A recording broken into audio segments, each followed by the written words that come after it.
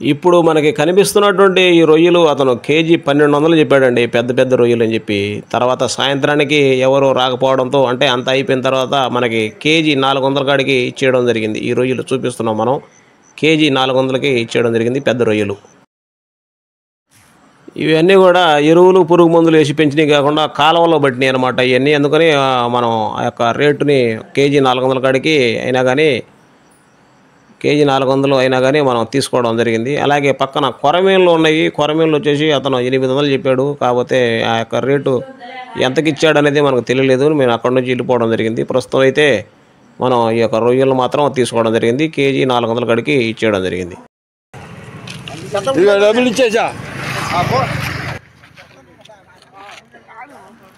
ఇది ప్లేస్ వచ్చేసి పొన్నూరు పక్కన ఉన్నటువంటి చుండూరుపల్లి వంతెన.